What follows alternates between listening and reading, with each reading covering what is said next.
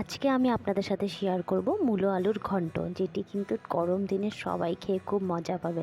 একদিন বানিয়ে দেখতে পারেন আমার মতন করে। চলুন দেখে নিই। নমস্কার বন্ধুরা, পম্পি কুকিংয়ে সবাইকে স্বাগত জানাচ্ছি। তো এখানে আমি দুটো আলু কুড়িয়ে নিয়েছি আর দুটো মূলা আমি কুড়িয়ে নিয়েছি। কুড়ালে ভালো হয়, সেদ্ধ করতে বেশি প্রবলেম হয় না।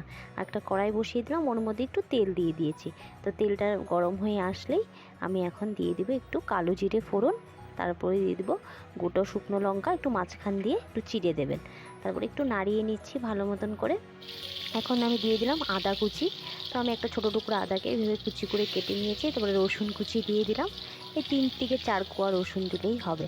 দিয়ে তারপরে দিয়ে দিলাম পেঁয়াজ কুচি, একটা বড় সাইজের পেঁয়াজকে এইভাবে কুচি করে দিয়ে দিলাম। দিয়ে এটাকে একটু 1 মিনিট মতন ভাজা ভাজা করে নেব। তো আমার 1 মিনিট ভাজা হয়ে গেছে। এখন আমি দিয়ে দিচ্ছি মূলোগুলো, আর ওই যে আলুগুলো যে রেখেছিলাম ওইটা আমি দিয়ে দেবো এখন।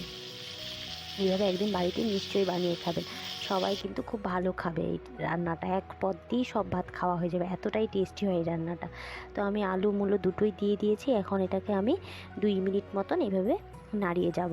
আর একটু কিন্তু লো ফ্লেমে করতে হবে, না হলে কিন্তু নিচে দিয়ে লেগে যাওয়ার সম্ভাবনা থাকে। তারপরে আমি দিয়ে দিলাম 2 মিনিট পরে হলুদ গুঁড়ো পাউডার, তারপরে জিরে গুঁড়ো পাউডার আমি দিয়ে দেবো। যে যেরকম মশলা পছন্দ করে দিতে পারেন, জিরে গুঁড়ো স্কিপ করলেও করতে পারেন। তার পরিমাণ মতন আমি লবণ দিয়ে দিলাম। দিয়ে এটাকে আরও 1 মিনিট ধরে আমি এভাবে মিক্সড করে নিচ্ছি। তো আমি একটু ফাস্ট দেখাচ্ছি, কিন্তু আমি আস্তে আস্তে করেই করেছি কিন্তু। তো আমি তারপরে দিয়ে দিলাম 1 মিনিট পর মিক্সড করার পরে কাঁচা লঙ্কা 3টে দিয়ে দিলাম। আপনারা চাইলে নাও দিতে পারেন। তো 1 মিনিট পর আমি কাঁচা লঙ্কাটা দিয়ে আমি আরও 1 মিনিট এভাবে নাড়িয়ে নিয়ে তারপরে দিয়ে দিচ্ছি চিনি, সামান্য অল্প চিনি দিয়ে দিলাম। চিনি দিয়েও আমি আরও 10 থেকে 15 সেকেন্ড নাড়িয়ে যাব। 10-15 সেকেন্ড নাড়ানোর পরে দেখলাম আমার এটা হয়েই গেছে। এখন আমি লাস্টে দিয়ে দিচ্ছি এটা লেবু পাতা। আপনাদের যদি কেউ ধনে পাতা দিতে চায় সেটাও দিতে পারেন, আমি লেবু পাতা দিলাম। লেবু পাতা দিলে সেন্টটা খুব ভালো আসে, সেটা লাস্টেই দেবেন। একদিন বানিয়ে খাবেন, অবশ্যই সবাই প্রশংসা করবে। আমার চ্যানেল রেসিপিগুলো ভালো লেগে থাকলে লাইক শেয়ার সাবস্ক্রাইব করে দেবেন। এই রেসিপিটি কেমন লাগলো নিশ্চয়ই জানাবেন। তো please like share and subscribe my channel. ভালো থাকুন, সুস্থ থাকুন, টাটা, লাভ ইউ অল। আমার থেকে অন্য রেসিপি দেখতে চাইলে সেটাও বলবেন।